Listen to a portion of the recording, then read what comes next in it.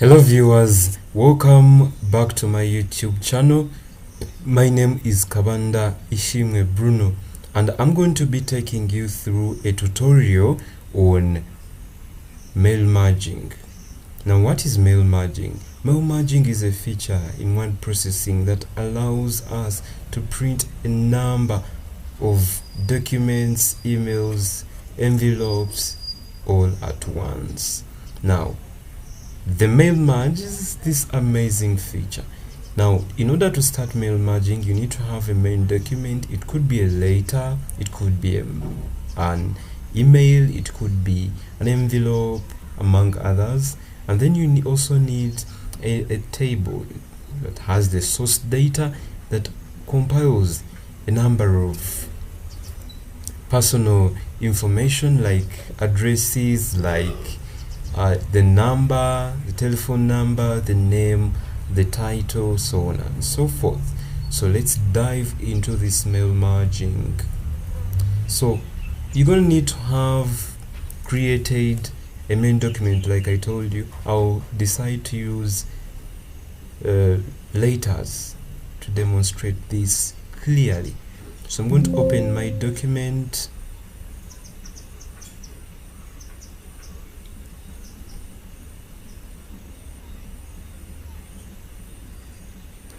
So I have my document, I've already typed it. I think you can see it's an invitation letter for a graduation ceremony.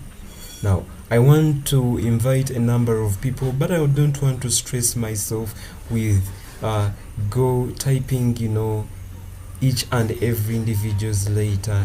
It will consume a lot of my time, and yet there is this feature of mail merging. So I go ahead on this ribbon and look for mail merging, click on it, on mailing rather, then I click on, there are various ways you can start the mail merge. You can use a step-by-step mail merge with that, and it will take you through a number of steps that will result into creation of mail merge. But then if I want to do it manually, I'll go ahead and so this is my main document. Now I want to select the recipient or the source data. I can go ahead and type a new list like I told you. See, it has these various fields like title, first name, last name, company, address, city, and so on and so forth. Now suppose I want to invite people with a title like maybe Mr. So Mr. Then the first name is Mr. Kabanda, the last name is Bruno. Then I notice that I don't want to have the company field, and I want to have the city is from Kampala, and then the state, so on and so forth. I can always edit these fields, customize columns. So I click on customize columns, and then I don't want the company's name, I can delete it. Then I don't want the address one, I delete it individually. Then I go to address 2, I also delete it. Then I can delete the email address. I can delete the zip code. The person I'm forwarding the letter is in which state, maybe I don't want it as well. The home phone and the work phone, I'll keep the home phone alone. I notice maybe I need to use the PO box as the address, so I can go always add any field I want to, maybe like PO box, and I create it there. Okay, so the PO box will also be inserted, and I can press on it, say 315467. So that's the PO box. The home phone is maybe 076 087 4148. Then the country is from Uganda, like that.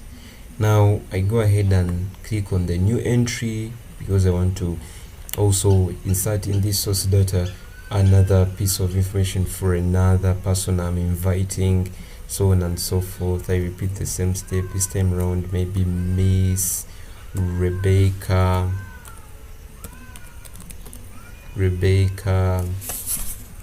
Alungat from Guru City, depending on the various fields that you want.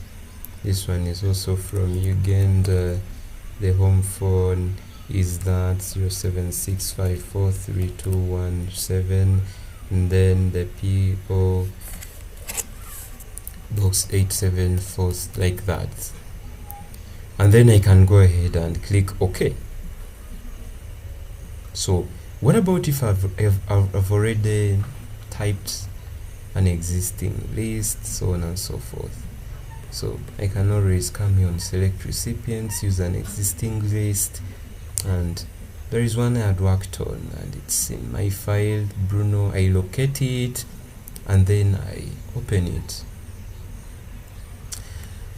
So now when I come to edit recipient list, notice how I'll be having this source data that I had already typed, and then I have to click here on it, and then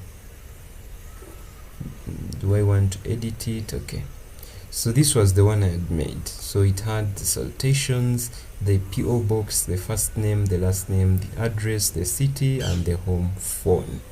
I can go ahead and add another person, but I'll keep myself with these individuals. They're the ones I'm going to use to demonstrate. So I've showed you how to start a new data source list, and I've showed you how to use an already existing one. Still, on an already existing one, you can go ahead and use an already tabulated data, and still it will be able to work. So necessarily that it has to be in this format of .mdb. Okay. Do you want to update your recipient list and save the changes to Bruno? Okay. Okay. So now I'm going to go ahead and insert the locations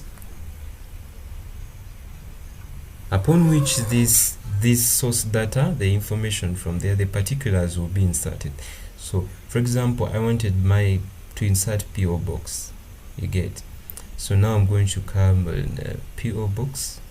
So even when I want, I can delete this number. Okay, then I insert merge field. So I want the PO box to be inserted here. So this is the format I want to be used. So PO box, the other data that I created in the source, is having this name of small PO, then box. There was even no space I included, but that should not be a concern.